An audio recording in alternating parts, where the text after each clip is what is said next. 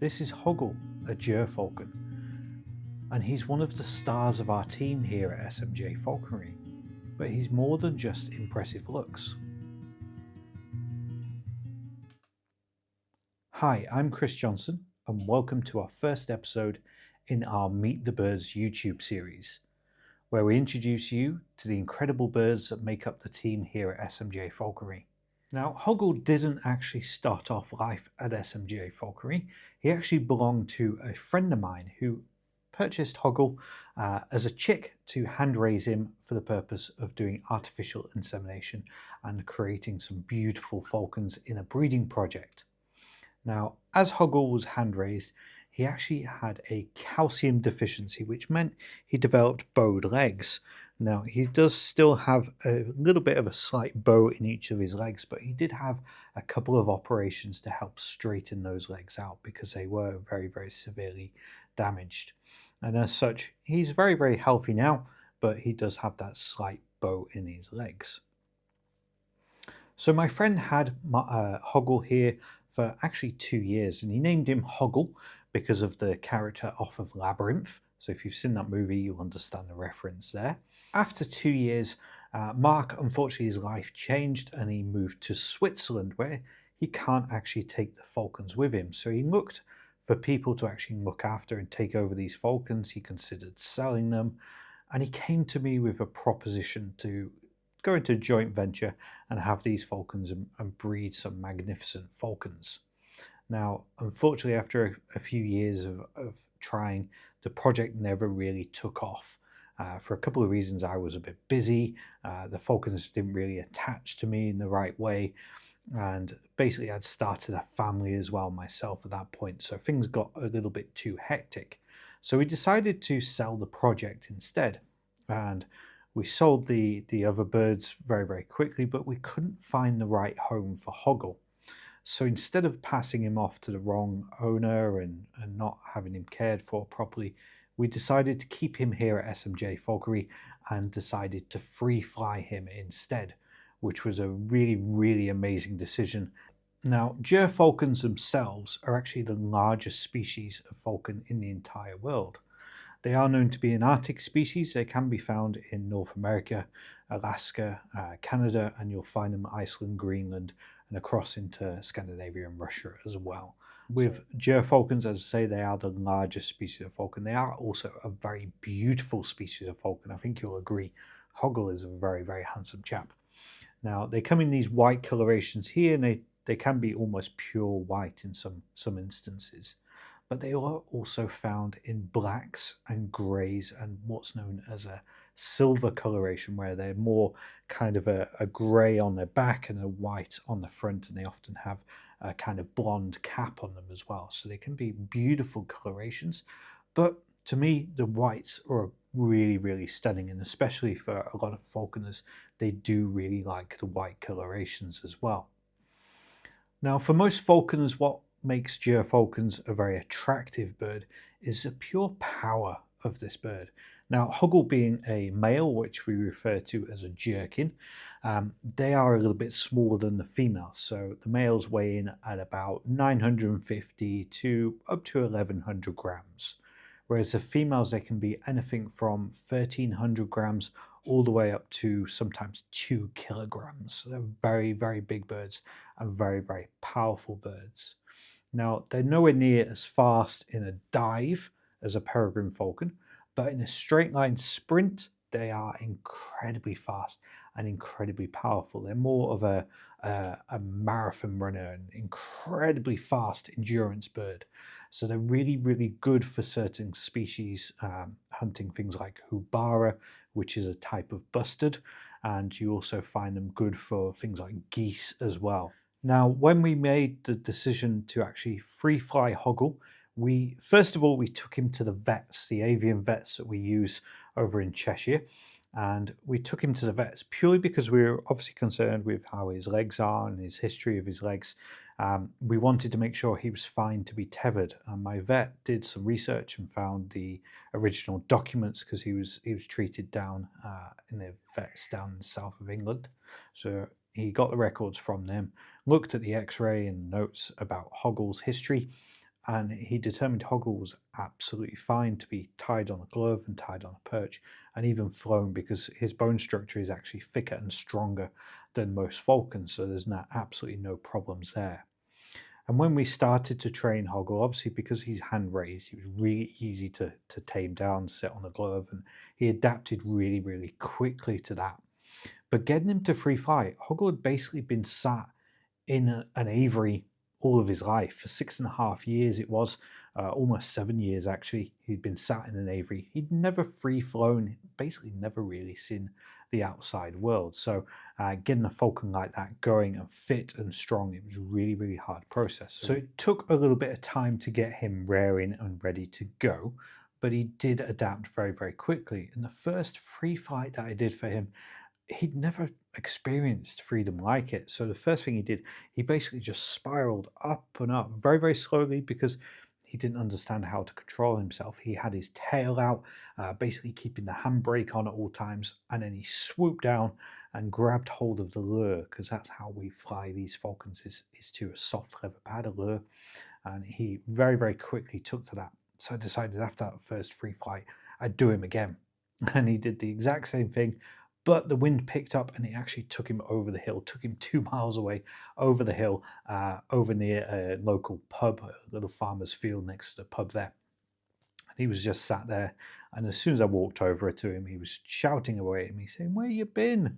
So that was his first free flying experience. He progressed very quickly after that fact, but the second time he took off, he actually ended up going away from us.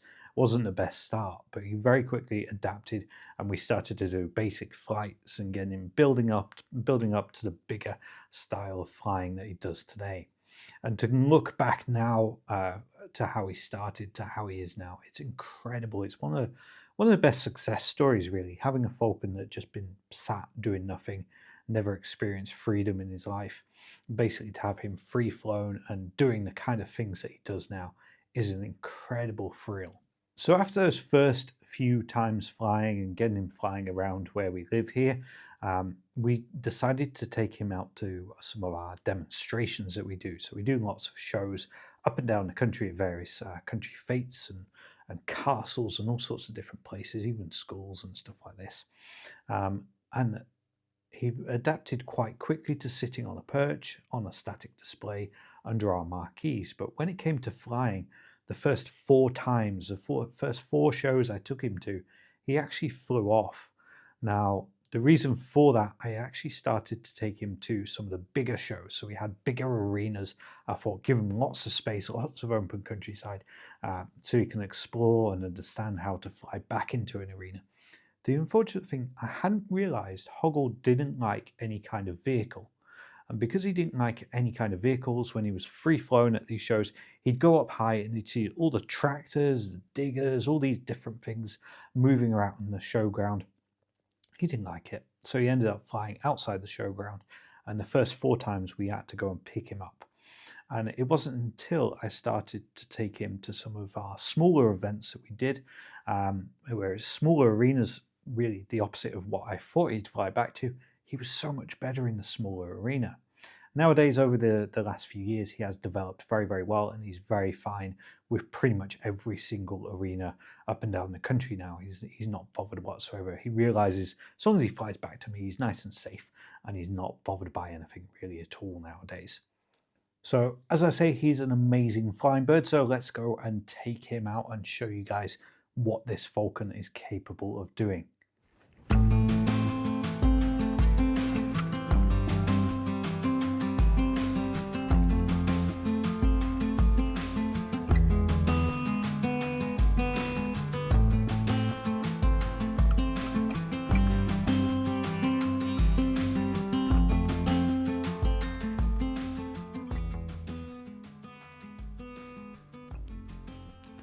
So beauty with technology now, I can see exactly where he is. Now, being a Gyr Falcon, they do range a long way out, so he will go off for a little bit before coming back in. You can see him coming back over. And there he just goes, whizzes past there. So he gets to explore for a little bit before we work him to a lure, which is how we exercise and properly fly our falcons. He's coming over to check out what's going on now. The beauty of Hoggle being the falcon he is, once he's had a bit of fun, he'll just come over and sit over with me wherever I am. So we often like to just sit on the bench for a bit. But here he is.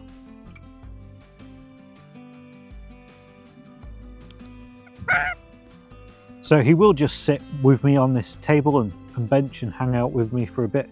It's part of the benefit of him being an imprint and a hand-raised bird that he will just sit with us. Now, one of the things a lot of people do notice with Hoggle, turn your head this way, is that notch on his beak.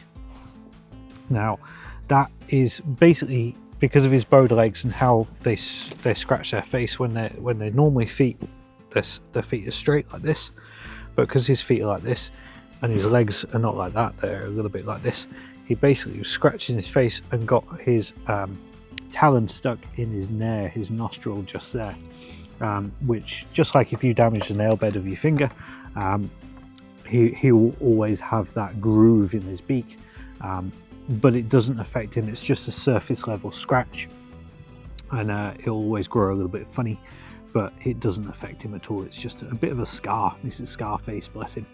But he's still very beautiful. You coming over here, bud? Yeah? Hi.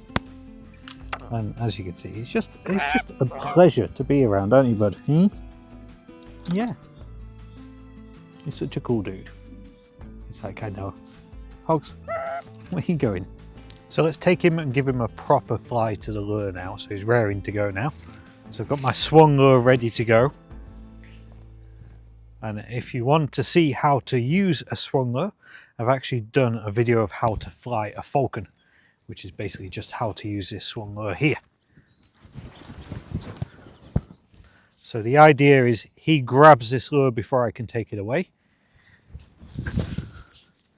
He's going to use all of his skills that he knows how to use, the cover, the trees, the angles, the wind, to try and surprise me. I want him to really, really work though, so let's see what he can do today. Good boy, that side. Whew. Good lad.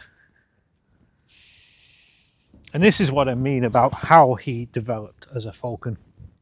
The fact he's gone from a basically just sat in an aviary doing nothing to free flying, using all of his natural skills to try and grab the lure. And he'll even go off and try and chase the odd pheasant and pigeon sometimes, but we don't intend to directly hunt with Hoggle, purely because he doesn't need to. If he wants to, he can, but we don't have the grounds for flying him. Oh, straight over the camera. Good boy.